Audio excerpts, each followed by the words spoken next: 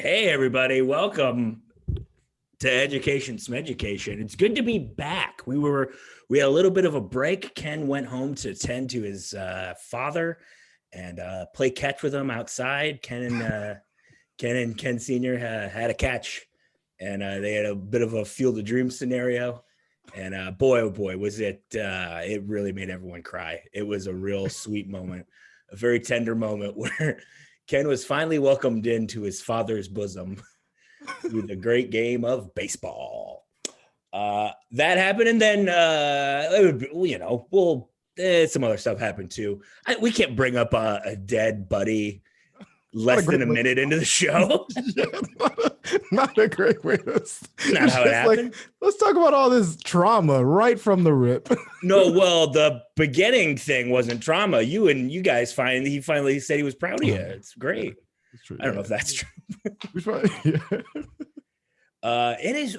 I'll be honest with you. When my dad was in the hospital and he would say that he was proud of me, I was like, it doesn't. You have to say it now. It doesn't count. Yeah, that's like after a bad set when a comic bombs. You're like, yeah, good set. Really working hard up there, huh, buddy? Huh, little guy? Huh, little fella? You really wanted to do well, didn't you, pal?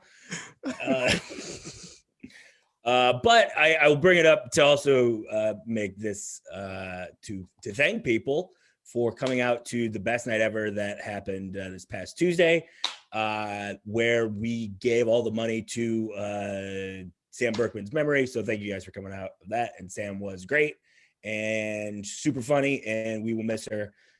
Awesome. How have you been, Ken? I've been good. Fantastic. Emotional roller coaster, much like the intro to this episode. Yes, it really has been quite the emotional roller coaster. And then all that happened. And then guess what? I got sunburned on Saturday. Wow. Way to kick you while you're down. Right? How dare the sun do that to me? Me! Good old Irish Mike here. Didn't deserve that. I didn't. But, what are you going to do? What are you going to do? You win some, you lose some. We also thank the Chicago Fire FC for not telling anyone that they were going to have a game. And so there was less than 2,000 people there on Saturday. Very easy to get around. Very legit. Easy. Nice. Also, I don't know if you've ever been in a major stadium with it at that low of capacity, but it's the best. I feel like that would be an eerie feeling looking around at all those empty seats. It's awesome. It's so awesome. You should take the family down there, huh? See some soccer. Yeah, maybe. I'm not a huge soccer fan, but the Flat Earth FC, I'll probably go watch them though. We'll go to Spain and watch a show. Anyway, they're probably, the Fire aren't that much better, so I understand. Anyway, we should probably introduce our guest instead of this nonsense. Our guest is very funny man. I was just on his podcast. It was called Where It Went Wrong. Is that how'd it go wrong? It's wrong. Here's wrong. Where It Went Wrong. You're so close. Wrong Duck Dong is the name of the podcast. But I did the wrong show. And it was so much fun, and we laughed and we talked about Ireland. And I thought, you know what, this gentleman, I like the cut of this guy's jib. I think he's very funny. So let's have him on our show. And then he told me something which would make him completely irrelevant to our show. And I said, you know what? I think we can still talk about that. So here's Andrew Nadeau. How's it going, buddy? That is a hell of an intro. Yeah. Also, I think that's one of my best intros. I have connections to all of the depressing parts of the pre-talk, which I'm glad to be here for that. Oh, yeah. Sam Berkman gave me my first paid gig at camp, and I'm doing the show down in Florida because my father died. And no shit. Yeah, I've got. I mean, this was Man. back in November, but this is the first time we could travel, so I'm down in his apartment right now to clean stuff out. So I'm glad I fit the theme for today. I'm just happy to be here. We just hit the trifecta right there. That was Yeah. perfect. Can't do much better than that on a trauma cast. Jesus Christ. Also, I had you came on. Here's where it went wrong, and we did a really cool Irish episode.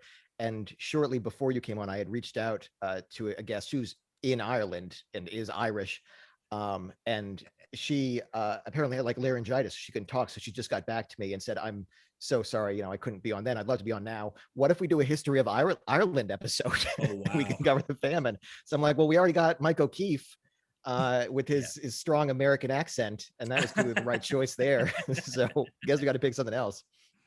She said, here's the thing. I don't feel bad about that. It's on her for getting laryngitis. I know that's exactly what I told her. It is, but this is Justine Stafford. We look forward to having her on later. It is a third world country. All right, let me tell you something about Ireland. No, I'm just kidding. But anyway, so you didn't go to school. No school. No, jumping right into that. Yeah. So. Also, you run a show where you make people eat hot sauce. Yeah, I like that we're doing these credits piecemeal. Yeah, I've got the show Spitfire, which is opening up. It's going to be last Tuesdays of the month at Lincoln Lodge. And it's a stand-up showcase where comedians get 6 minutes and buy extra time, 1 to 4 minutes. The extra time they get is dependent on how hot a hot sauce they drink. So it's a really fun show. Yeah, drink. We don't. They've got little shots of hot sauce, and 4 is a killer. And so watching them do 4 minutes on that is really, we should have done it the other way. 1 minute is the hottest, but we didn't, because doing 4 minutes on this sauce is tough. But it's a lot of fun. It's a good show. That sounds terrifying. Yeah. My stomach is turning thinking about that. Do you personally are you a big spicy foods guy? Are you one of these hot sauce freaks? I do like spicy food, but this is not how this is designed to be consumed. Hot sauce doesn't taste good straight. It's overwhelming. So it's a fun show, and we don't let them have milk unless they sacrifice the extra time they just won. So it's it's a tough show, but it's a lot of fun. Has anyone ever vomited? No. In fact, almost all of them finish it. And the problem is, if the first person does 4, comedians, everyone else has to do 4. Nobody can chicken out after that. Yeah, I would chicken out hardcore. Yeah, we've only had one person not finish and go for the milk. So far, everyone sticks it out. That's nuts. I don't think I would be able to do that. And now, what happened first? The YouTube show where the bland man eats the wings with the celebrities, or you guys? Which one came first? No, he did it first, the hot sauce, but we obviously do not have any interview or celebrities for that matter. That's not true. So we feel we feel we're distinct. There's a celebrity that'll do it one day. Yeah, we'll get there. I mean, no, we had a good show where we were at IO before this. We were their number 1 monthly show. So we're really looking forward to starting over at Lincoln Lodge and get some, big names here and just rip off hot ones, because right now we're too unique and we don't like that. And if you're in Chicago and you haven't been to the new Lincoln Lodge yet, what are you doing? Great. Get on over there. It's fantastic. We're selling out best night evers by the spoonful. Spoonful, baby. So, Andrew, your time in school, marred by extreme tragedy. Tell us all about it. Yeah. So I like that. That feels like a sarcastic delivery, but then I'm about to go right into it. So it's very real. I just did it like that because I thought it would make Ken laugh. I'm with you. Yeah. So I'm disabled. I'd like to say that's why I look so pale here. The thing is, once you're in Florida, you realize how pale you are, but this is just general complexion. Oh my Lord. You're not lying, man. Everyone in Florida, especially the white people, are so tan. Yeah. everyone's leathery. It's like it's like they got football face. Anyway, Football face. Yeah. Football face. Yeah, we have football face. We all know what that is.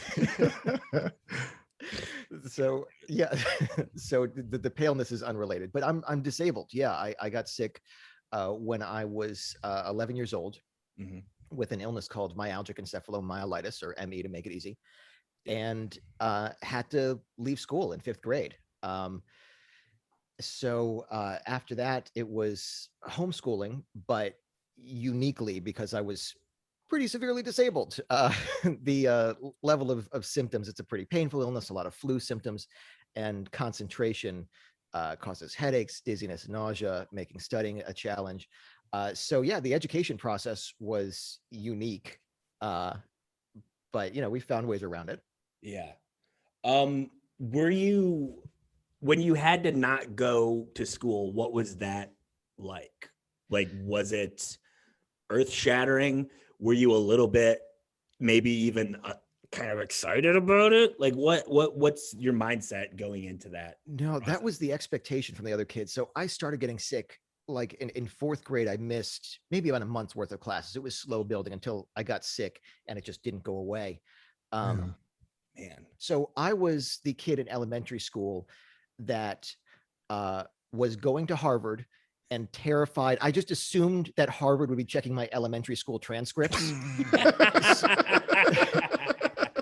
So like the one time I got a B, it was like, well, this, I don't know how to make this up. Obviously I need to redo this entire year because no way fucking Harvard is going to settle for this B I got because my handwriting was a fucking mess. That's hilarious. So, no, so I mean, it was really tough at the time because school was absolutely my thing. I loved it. I actually I dropped out of kindergarten, unrelated to illness. A lot of people don't know this. You can do that. Kindergarten can't make you go. So wow. I went to kindergarten, and I was so excited for school because I wanted to learn to read. And we opened our textbook. They said it's a textbook, and it was a Mother Goose coloring book. And I was furious. My mother picked me up that day, and she said, "What did you think?" And I said, I don't think I'm going to go back. I said, I'm going to stay home and you teach me to read. And she did. So homeschooling started early at that point. I didn't need to color. I needed words. What I say that with all due respect, what a little nerd ass brat. Oh yeah. How are you a nerd and a fucking brat? Like, that is what an odd combination. No, I was actually, I was much more teacher's pet than anything. Not too much of an annoying way. Yeah. Just because I didn't care about the praise as much as like I was just going to sit down and do the work. So they liked me because I was going to be there and quiet and getting my shit done. Wow. Yeah. That I definitely, I get that. I remember one time going back to like the thinking that the colleges are gonna pull your middle school transcripts. Right. I lost my mind in 5th grade because I didn't I got like a B+ on something, and it was like, oh no. Yeah. Exactly. Yeah. It's terrifying as a kid when you're that level of nerd. Yeah. And then later that day, my dad was like, I told my dad, and he was like, that's fine. It's okay. You tried your best. And I was like, oh wait, you can just not. Oh no. Yeah, you're just like, that's I'm always just trying my best now. Yeah. I didn't even have to actually do it. I just got to tell people I tried my best. That's all I needed to do. Come on. That's the shortcut right there. But so you didn't want to leave school. You're probably bummed, eh? Oh no, it's terrible. I mean, it was, again, you're dealing with illness at this time. It's far more accepted now. But at this time, only about 50% of the medical community believed it was real. So we're dealing with a school who's saying you're illegally keeping your kid home. We need to have him taken away by child services. And I'm like, well, cool, but I can't get out of bed. So I don't know what you want child services to do. Like, I'm not going to walk with them. You're like, they're going to have to wheel me out of here. Yeah. Right. It's what's your plan, guys? This is terrible. Didn't think this went through at all. He was gonna pick up my bed like I'm the king of Egypt or something.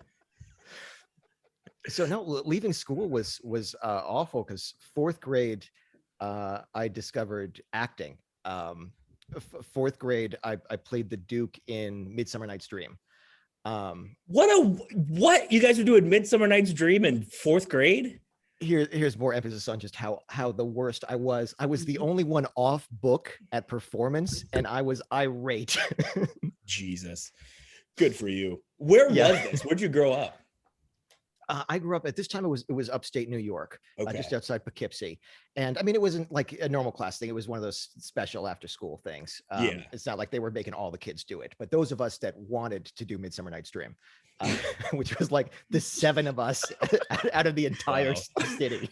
How did you know that you wanted to do Midsummer That's a Night's great question, Ken. Thank you so much for asking that. It was, I think I had been reading Shakespeare at that point, and there was a program.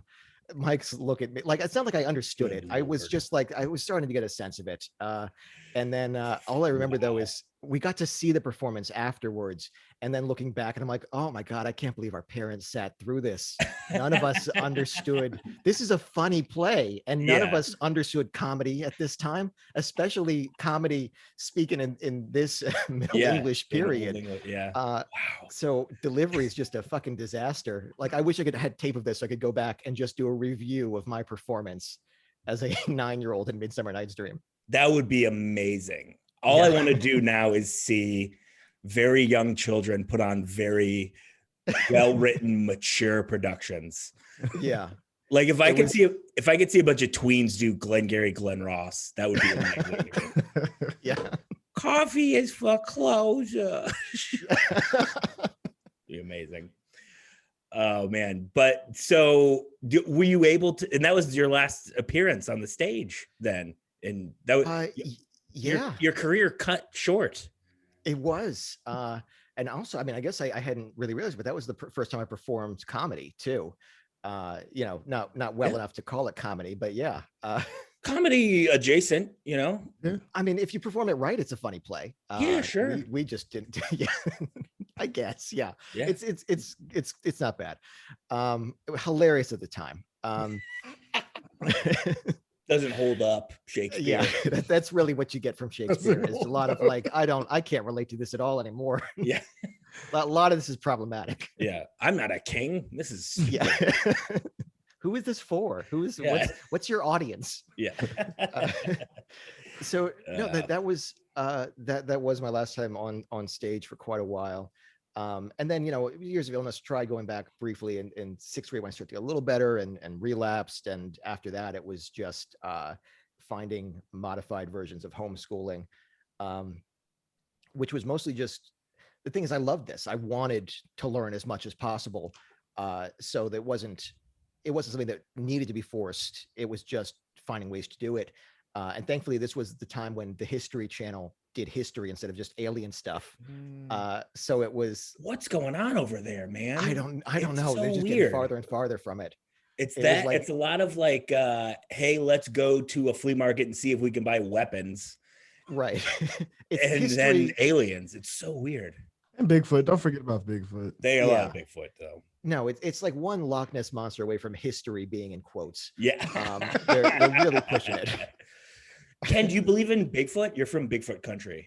You gotta believe in Bigfoot, right? Like he's gotta be out there. I think all of it's real. Aliens are real. Bigfoot's real. All of it's real. Equality. All these things are. Kenny. Everyone always asks whether or not people believe in Bigfoot, but have we ever asked Bigfoot if he believes in himself?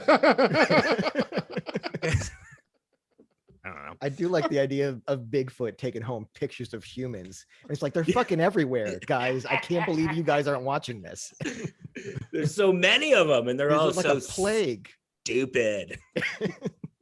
They're dumb. Hairless bodies, messed up. They got forehead, like the forehead. Disgusting. I really don't like a forehead. Man, you ever see a girl with a big old forehead? Y'all ever see that?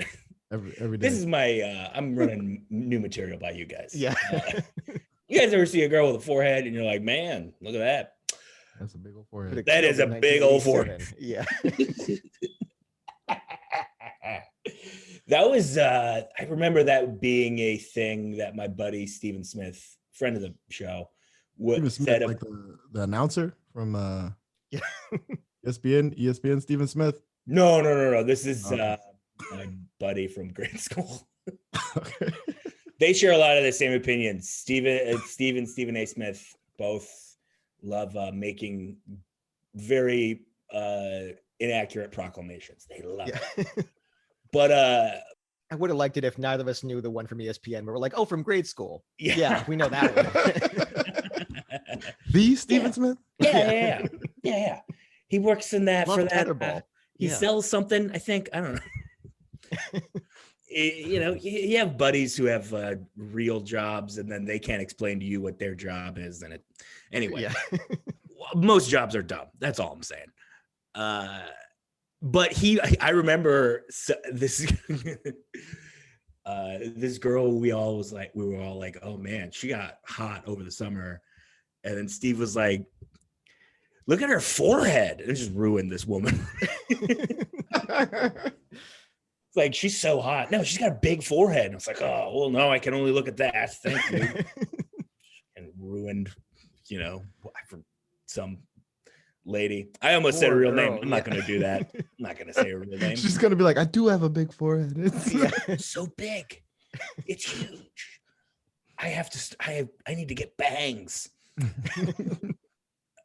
It's probably like the easiest problem to solve, though, right? Like that's all you need is bangs, and it's like, oh, okay. I don't know, man. I can't do bangs. I can't well, it's harder. God, I wish I could be. If I could be bald tomorrow and have it look almost presentable, I would do it in a heartbeat. I would love it. I would love it. I think you can do it, Mike. I think you can pull it off. No way. Try it. Give it a shot. No way. Oh, I wish I could. I know people who have cut their hair, shaved their head, and it didn't grow back. And they're like 23 and they're just bald forever now. That sucks. That's what I did. I was like 25. Does not sound like it should be real. I mean, I know I've heard it too, but it sounds like they have to be making it up. It sounds so fake, but I swear to you, it's real. Like I was there. I was there. I swear. I think it's the same as like the forehead mystery, where you shave and then you notice that it had been receding. Like you couldn't see it before because it had been covered, and now it's like, oh, okay. Well, now all I can see is the space that the forehead just keeps going. Now it's all forehead. Yeah, all forehead. Ken, when was the last time you didn't have a beard? And this is exactly what the podcast is about now. It's about grooming. Grooming. Just no tips. We're not going to give you any advice to make it better, but we're going to talk about it a hell of a lot. You wouldn't want tips from me. I'll be honest with you. Those aren't good tips. This is still my quarantine hair. I still haven't had it cut since before COVID. Oh, interesting. I'm really looking forward to getting this all taken off. Nah, I think you should rock it forever, dude. Maybe get some cornrows. Get cornrows. That's one of those tricks. Yeah. That's one of those black guy tricks where they go, oh yeah, you can say it around us. We're cool. Oh yeah, you can say it. And then you're like, no, I can't. I'm not going to fall into your trick. I'm not going to say it. This is one of those tricks. I promise. Get cornrows. It'll look great.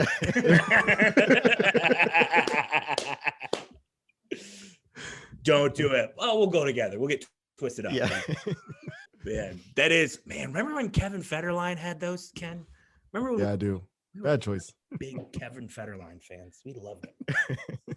We were so into Popo Zhao and whatever else he was talking about. So you're at home. How often do you do schoolwork? What does that change your relationship with your parents? Are you still thinking, oh, I'm going to go to college. I'm going to go to a big fancy college with books and stuff? Yeah. That was, my parents were very supportive throughout the whole thing. The only problem was that they didn't know, because doctors didn't know. In fact, that what they were told at the time is the exact opposite of what they found to be correct now, which is you got to push your way through it. I'm like, okay, but I'm doing it and I'm getting worse every day because I'm pushing. Yeah. And now they're like, oh no, it turns out that just makes you worse. Obviously you can't just lie around and do nothing, but Jesus you Christ. get a sense of your own limits. Yeah. I mean, looking back, they should have just said that in the first place. Like, you figure out what works for you instead of push through it. Man, that's so weird. Anyway, which is what my parents eventually figured out, but it was against what doctors were saying because they didn't know how to fix this, and they still don't. But the thing is, once you do start to improve, that's necessary. Because I had reached a stage where I was in my mid-20s where I was bedridden all but 10 minutes a day. That was crazy. Well, and when I started, I found a great doctor who was able to get me on a good combination of medicine. And at that point, I had to relearn everything. It started, okay, now just walk to the end of your driveway. And then, 2 days later, walk 3 steps to the end of your driveway. And 2 weeks later, you're walking maybe halfway up your block. And that was it. It was about a year before I could get back to normal human activity. And first thing I did was sign up for college classes. Nice. This was 5 years ago, and immediately went for pre-med. This had always been the goal, and it was a big adjustment to try and get back to this, and it was never something I had given up on. But I was 31 at the time. Is that right? 31.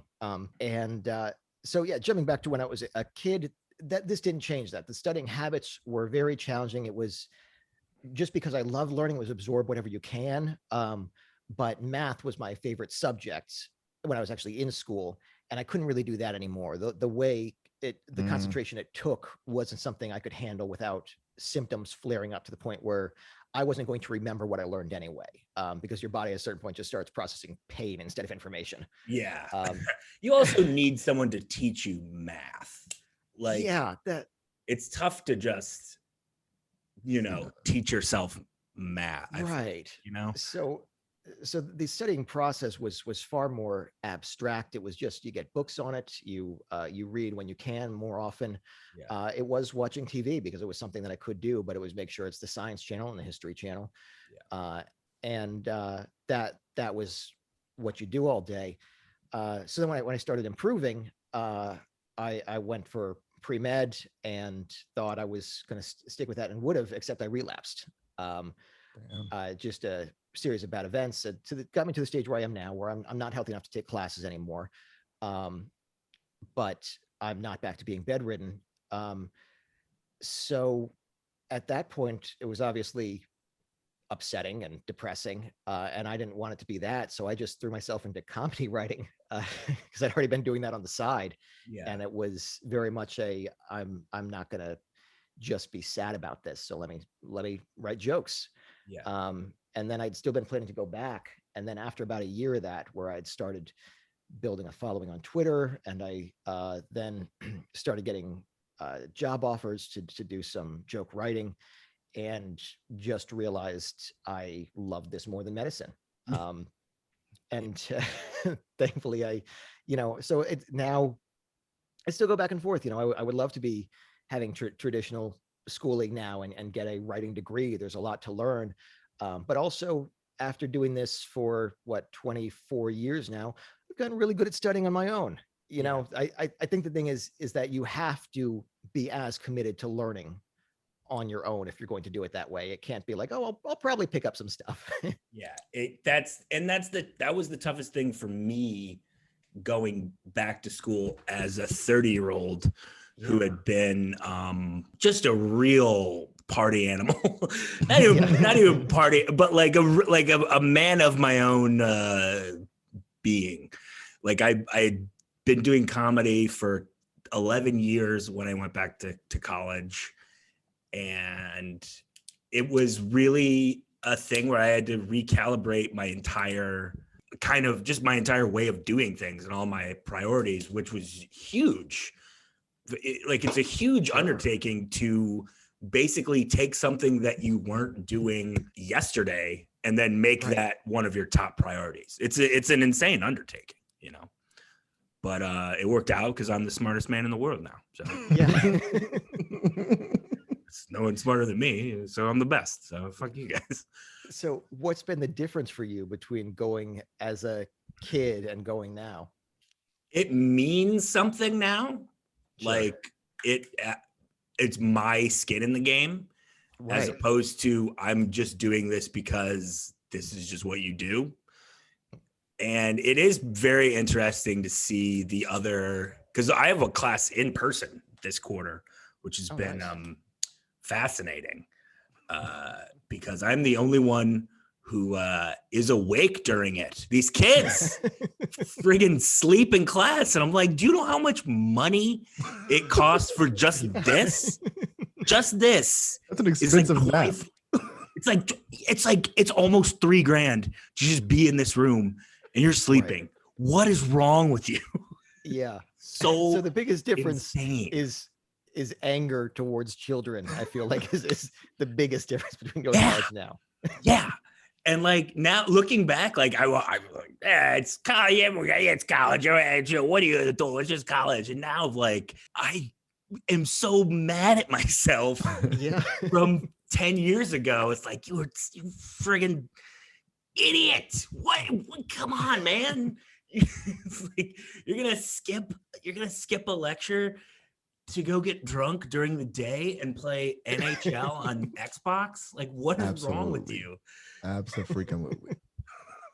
At the time, yeah, right. But now I'm looking back and I'm like, man, maybe I shouldn't have done that. But also, I did it, so worked out. I guess it's fine. I get it worked out. But it is like it just means more now, and it's cool. It's like it makes me feel a little bit more fulfilled than if I were still working at a weird tech company or whatever. Sure. Yeah. I think an understanding of this is something I chose, this is something I want to be doing, and also there's more of a clear line to the future you're building. Like as a kid, it's like, oh, okay, I have to go to college, and then maybe after college I'll do something with a degree if the economy still exists. Yeah, if we're not in 8 wars by then, I'll right. So I get that it's at that age it doesn't feel different enough from high school. I would think you don't really understand the opportunity it is. So yeah, I think there's a big difference if you can go back when you're a bit older and see. But obviously, it's not really designed for that quite as much. You have to pay for everything now, and you need a job too, and which I know a lot of kids are dealing with at 18. But those are the responsible ones, the ones that are working at the same time and are paying their way to be there. They're not sleeping through class. No, I still slept. Did you? So you were tired from all that work you were doing, right? Yeah. It's my only time I got to nap. Like what? Yeah. Think I want to skip the bar? Nah, I gotta nap in class. Not in buttfuck Utah or wherever you went.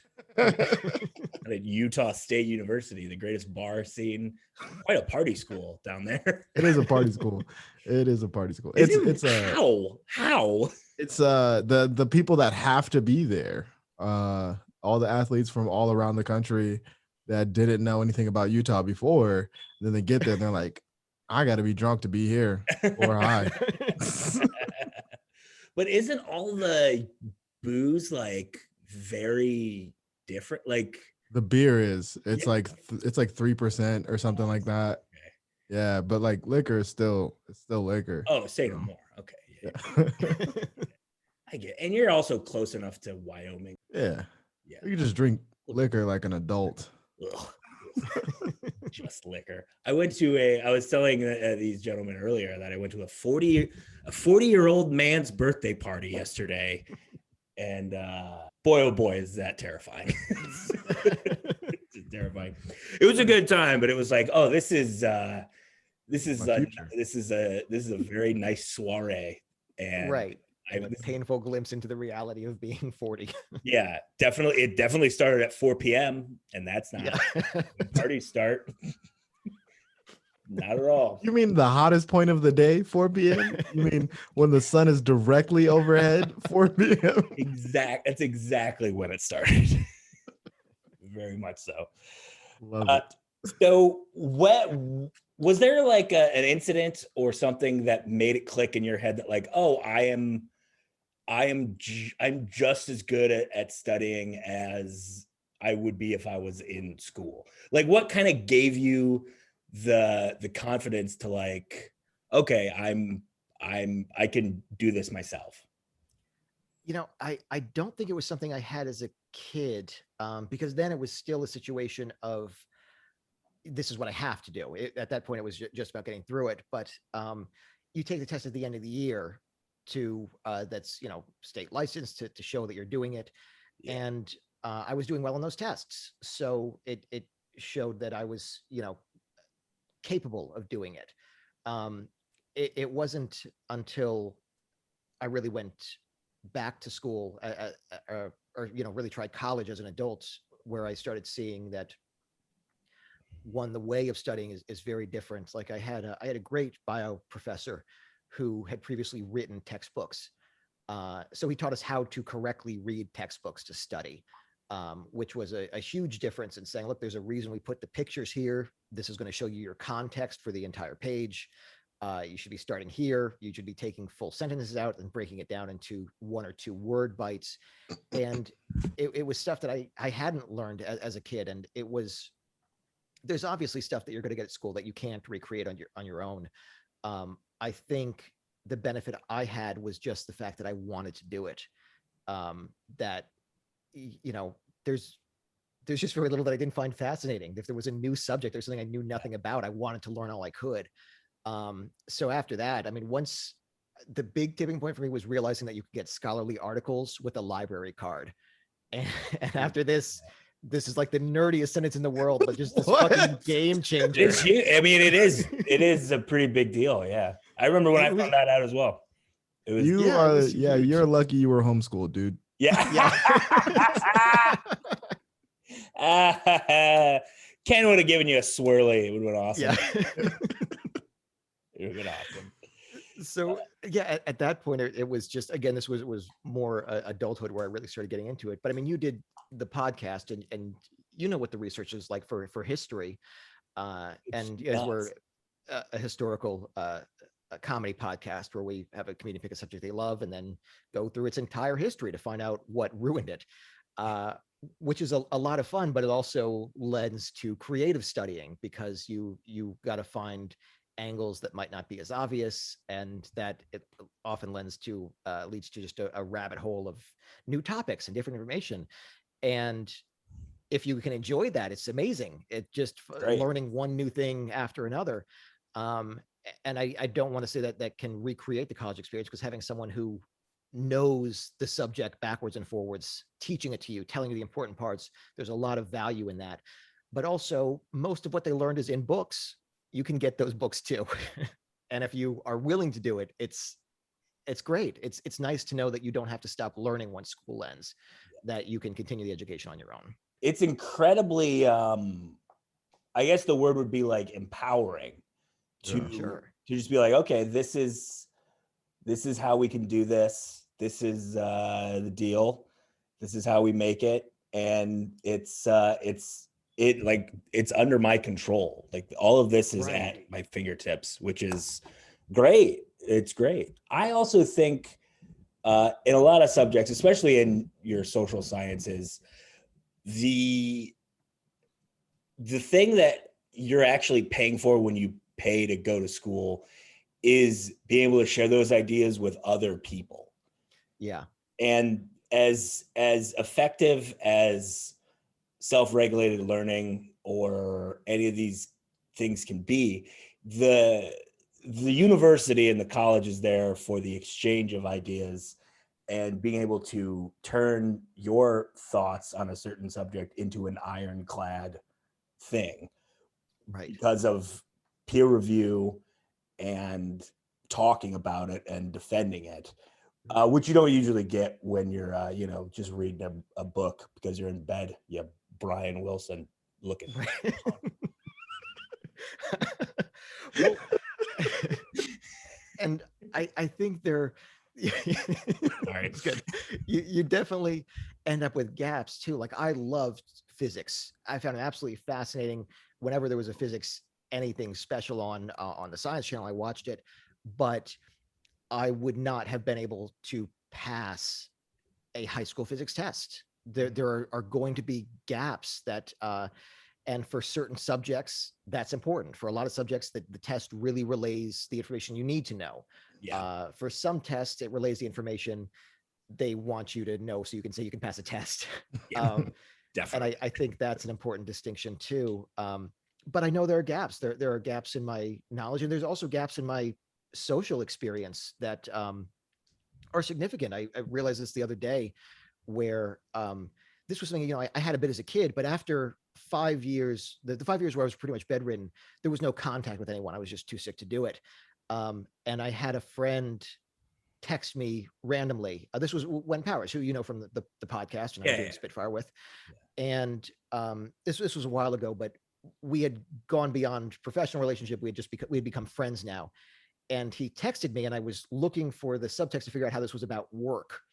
And I realized it wasn't. It was just friends contact each other when something reminds them of them. Yeah. It is so weird. But it was absolutely, I mean, it was amazing how simple and basic a thought that was. Yeah. But I was staring at the phone for like 10 minutes where I'm like, oh, we're friends. this is, he just wants to talk to me. Yeah. I had that same exact thing like happen over quarantine, actually, where I was just like, oh yeah, you just like, if you don't see your friends, you just gotta talk to them. Right. Or else they're not your friends anymore. And it's like it's weird that we as human beings have to make those leaps in our brain to continue. Sure. But it's just something I'm terrible with, where I have people that I consider friends or want to be friends with, but I have to remind myself, oh no, you need to reach out. You need to be communicating with them. It can't just be, you see them when it comes along. And there's a lot of that general social stuff that you miss out on when you don't have the experience. And I was always good with people that helped. But for a lot of that, which I know sounds contrary to everything I said about me as a child, but I was pretty popular for some reason. And I mean, they all thought you had a magic disease that could get them. This was before that. We don't have Andrew cough on us. We get a free week. Let's get we don't have to come to school anymore if he coughs on us. That pre-illness when I was actually still seeing people. Yeah. But I think it was one of those things where when I reached adulthood, I felt like I had learned to fake it. Like I had learned to fake social interaction. And although as I got older, I thought, oh, maybe that's just what everyone feels. This might be, in fact, that we all think we're faking it all the time. Yeah. Which I think for a lot of things is true.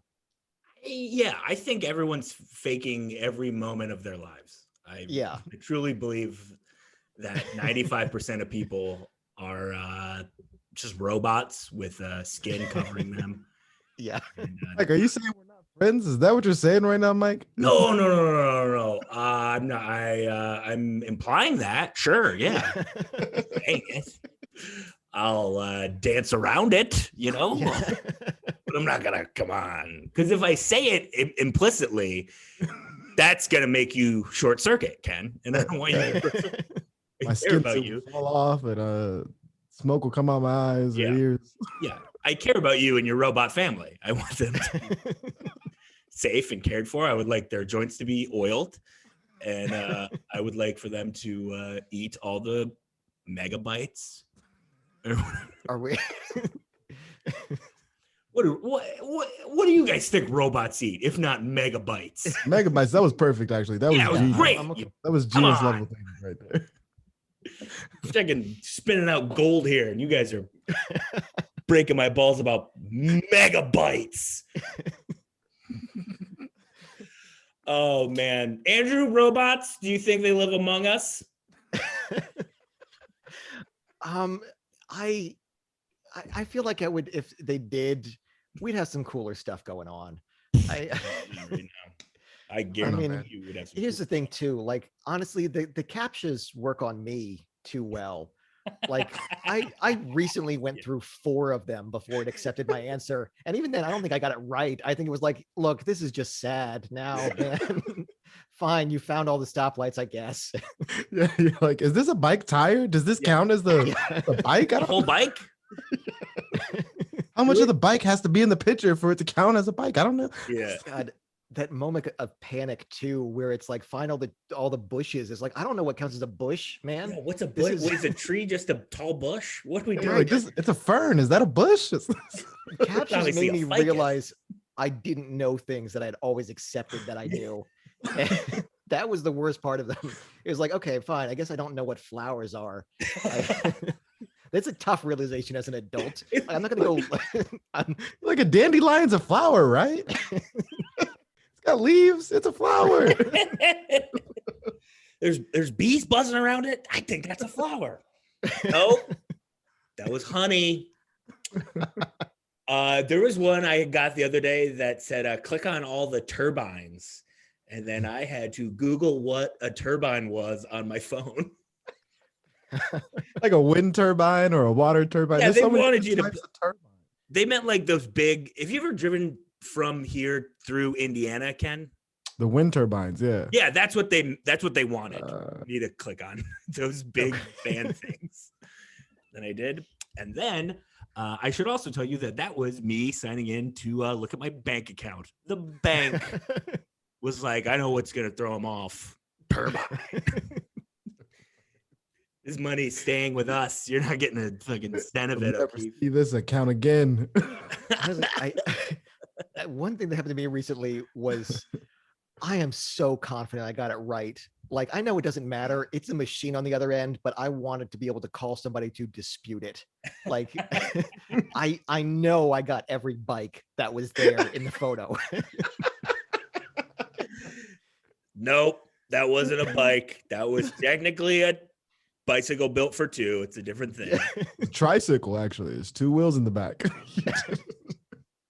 Man, I don't know if this is happening in the rest of the city, but the gas station by my apartment becomes like a crazy like biker hangout at night on the weekends.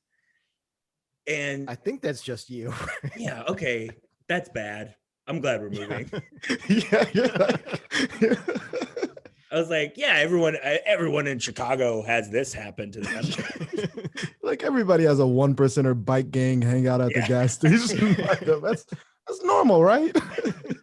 But it's like, oh yeah, every night the Rough Riders anthem music video happens 2 blocks from your house in Chicago. All it is. That's a but selling point for your place, dude. it really is. But they started the motorcycle. There was one I saw the other day that went like 90 down Clark. So nuts.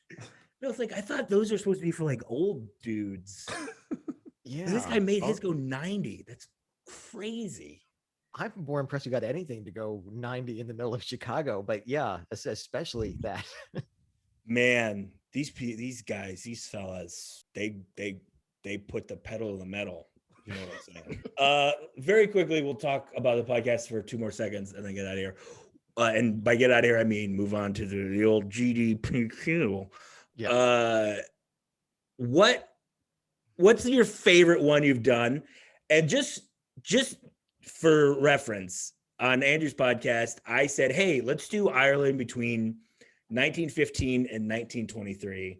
And the first note of the 15 pages of notes he sent me, the first note was archaeologists have discovered fossils on the island of Ireland that date back to like 3300 BC.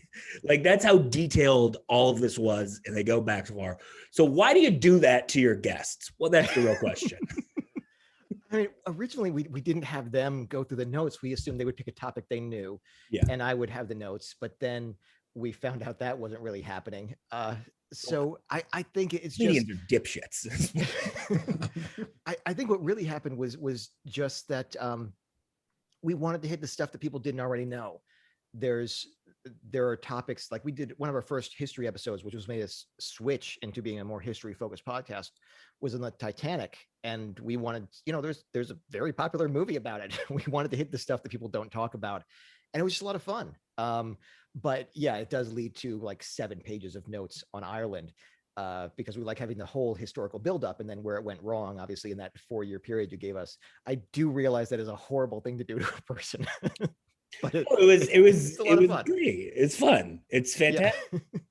Yeah. What do you like? What is your methodology for doing all that research? What are you trying to get out of it? And what's the biggest thing you look for to like pull to get these, to get your guests talking away? Yeah, I mean, we tend to have a couple sections, and the first one is just the history that I feel is needed to include it to make the overall story make sense. Which I had a guest on recently that asked me if we played part of the podcast at double speed.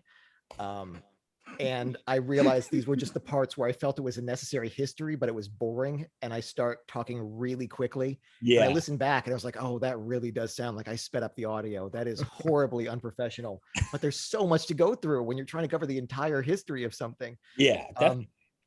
So after that, I just look for something unique. I want to see what, this typically starts out on Wikipedia. It's let's go through and find the overall history. And then let me find an aspect that is just weird, is different. What's the part that I hit it and I think did not realize that I have to know more about this. And that's the stuff I want to really cover. Because there's, if you're doing history on anything, there is so much more than you think there is. 100%. There's always a fantastic creative way to cover it.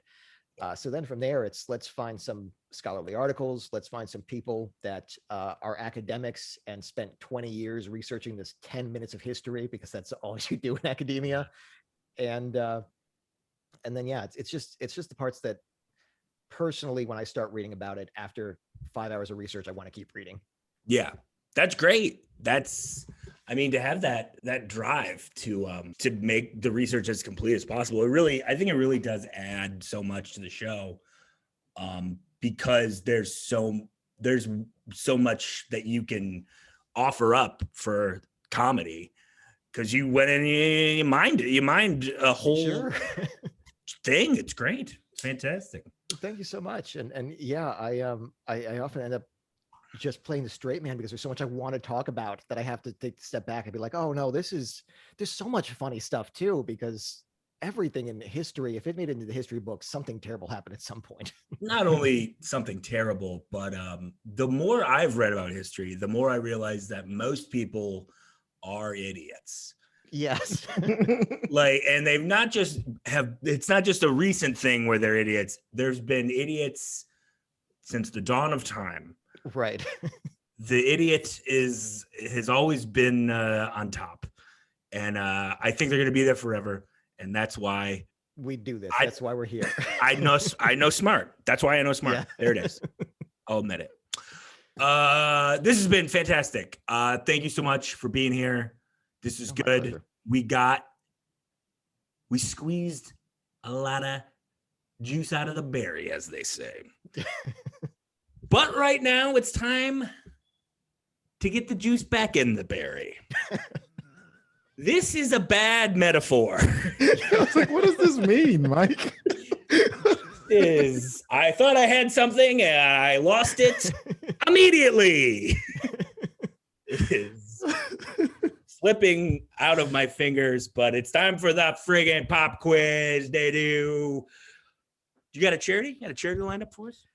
Yeah, I'm playing for MECFS initiative, which is raising money to study my illness. That's a Stanford association, and they're doing some good research. Love it. And we should say this illness makes it so you have crab legs instead of regular legs. Anyway, horrible. He only walks sideways. It's really interesting. Yeah. Good luck buying pants, dipshit. Your crab pants. All right. Since you run the Spitfire show, where you guys drink hot sauce like a bunch of maniacs, How big of a shot of hot sauce is it, by the way? It's not too much. We only have them do like a teaspoon to tablespoon. Okay. We're not trying to kill them. We did have one sauce that was just a bonus if they wanted to do it because we thought it was too hot to make them do. We thought And it was too hot. Wen tried it, and his face was bright red for the entire show. So it's we try not to kill him, but we get some hot stuff. Ken, does this make you reminisce about your days when you were too hot for TV? Come on, guys, come on, get out of here! Don't do that to yourself. Me and the show and this charity. So we got some questions about hot sauce and peppers and all that stuff. Cool. Before we move on, what is your if you got a hot sauce you got to put on? What are you putting on? What are you doing? You want to put hot sauce on eggs? What do you do for eggs? What hot sauce am I using? Yeah. What hot sauce do you use for eggs? Well, so we have sponsors that for our sauce. So we have because we needed insurance to have people drink this, and they have it's also hot sauce is expensive. The good sauce we need ones good enough that they can actually drink it. So Lucky Dog makes some really good sauces, and they're our sponsor. And yeah, I mean, for me, it's barbecue, pulled pork with hot sauce, fantastic. Really, yeah, I'm all about that. There was in the Mall of America, the store that was one floor below the comedy club, Rick Bronson's House of Comedy. There was a hot sauce store like right below, and yeah, just all hot sauces from around the globe. There were sauces from any country you can think of. Some you can't think of. A lot of sauces. And and I would go and have some hot sauces from time to time because you could just go in and taste them. Huh? Yeah. Mm-hmm. Anyway, here we go. Here's the questions. Anyway. All right. It's gonna start off easy and then build up a little bit, or it's going to start off easy and keep going easy. I don't know what people know about hot sauce. I mean, personally, not that much. Okay, so great. We're going to see how this goes. Fantastic. All right. What is the name of the official metric that is used to measure the spiciness of food? Scoville units. That's a Scoville scale. Scoville heat units. 1 for 1. Should tell you $5 per question. Going to your charity. Say the name of your charity again. Stanford's got something to do with it. That's the MECFS initiative. MECFS initiative. ME/CFS. Yeah. There's actually after COVID, they found a lot of people that got COVID were developing ME afterwards. So there's more research being funneled into it, thankfully, but still not enough. So any money we can raise helps. For sure. This is our first disease that we've tried to take down on I think we're going to do it.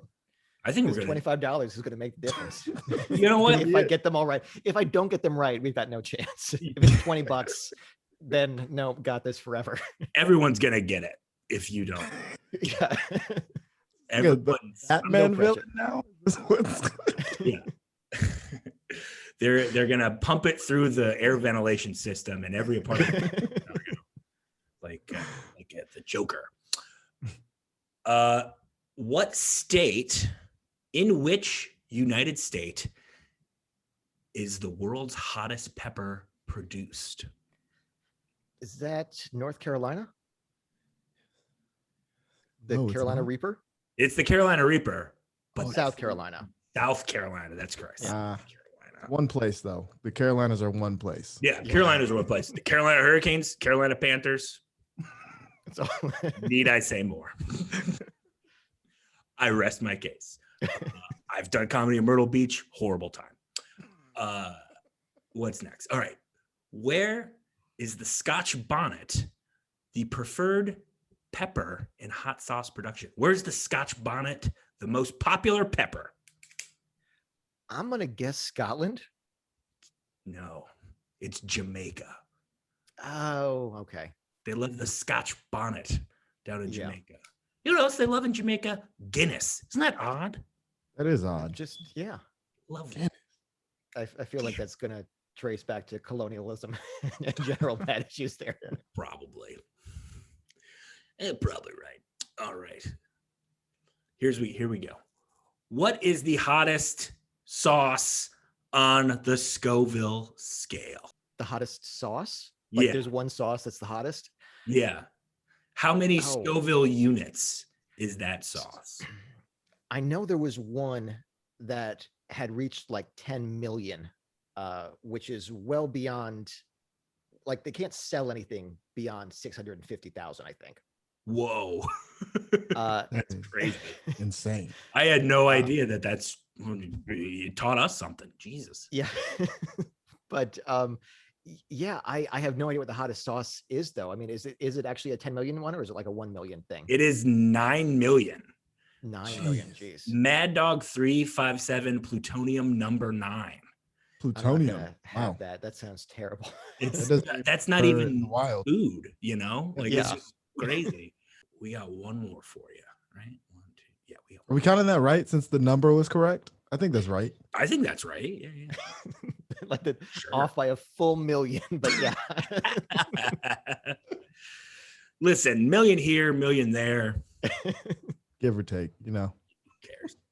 We're trying to beat this disease where I don't know if you've mentioned this yet, but this horrible disease, ME, that turns your feet into the feet of chicken. It gives you chicken feet. And it's hard to buy shoes. And so the Foot Locker and the Payless corporations are banding together. We need to solve this thing so there's more people with human feet instead of these chicken feet. I thought it was crab legs. Is chicken feet now? No. It's the legs and then the feet at the bottom. Yeah. Oh, it's Obviously, crab legs. it hits you Chicken feet hard. with crab Chicken legs. feet, Yeah. yeah. Crab legs, chicken feet. It's a whole, yeah. Levi's are working on the jeans now. So. I would if they made a blue jean with 8 leg holes. Would you get those? It depends what the leg holes look like, I guess. Get those. And if you get them, would you use the same 2 for your legs each time, or would you switch every day? I think I would switch every time I went to the bathroom. Interesting. Also, where does the zipper go? Like, where's the fly at? Is it I mean, just I in think- between I think each you leg? need 4, Yeah, you need 4 zippers. obviously. Yeah. Or at the very least, maybe it's like more of a sweatpants. So you can just Like that. I'd love to wear. I wish I could wear sweatpants in public. And they're making really handsome sweatpants now, like good-looking sweatpants. They're making good looking sweatpants. They are though. Yeah, I wish when I was tutoring, those 2 kids wore sweatpants every day, and I was did just too. This was my in the brief period I was in elementary school. I did not realize there was a difference between jeans and sweatpants in terms of societal appropriateness. yeah. I thought it was shorts or long pants, and all long pants are equivalent. So No. I wore gray sweatpants everywhere. All pants are not created equal. They are not. Certainly But not. we're trying. We're trying to do better. Oh man. I always made a point of wearing blue jeans because that's what cowboys wore, and I loved cowboys as a young man. I loved them.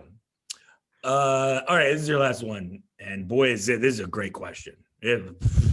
Strap it in. What is the most popular hot sauce in these United States? What is number 1? Oh, is it Cholula? It's Cholula. There we go. The one with the lady on there. It's got a wooden ball for a cap. It's a great hot sauce. I thought it was Tabasco. Not anymore. Cholula. Ah, Yeah. Tabasco's bad though. Too vinegary for me. I like I agree. Tabasco. I like Cholula too. Yeah. Anyway, I forgot how many you got right and how many got wrong. It was 4 because the only one. Well, we'll say 3.5. We'll say. I'll tell you what we're actually going to say. We're actually just going to give all 25 to the charity because if we didn't, we'd be dicks. We're not dicks. And before we get out of here, Ken Hamlet, the headmaster, will you give us a grade, buddy? Yes. Man, we haven't done grades in a while, actually. I just remembered. I remembered them. Yeah, this was a good episode. I enjoyed this. For one, the uniqueness of being a homeschool child. But also not a Um, religious fundamentalist homeschool child. Yeah. yes, Fascinating. that's the most Very rare. yeah, super rare, actually. Very rare. Most rare, some would say. Very, very unique upbringing. Great stories all abound. The fun riffing. I'm giving this an A minus. Oh, An A- hey, A Very minus. nice. We're in the winner's circle. Awesome. Thank you so much for being here and for doing this. What a joy. Please tell people where they can find you if you want them to find you. Absolutely. You can find me everywhere, Twitter, Instagram at the Andrew Nadeau. Obviously, you can find the podcast. Here's Where It Went Wrong, pretty much everywhere. And we're going to be at Lincoln Lodge last Tuesday of the month if you're in Chicago.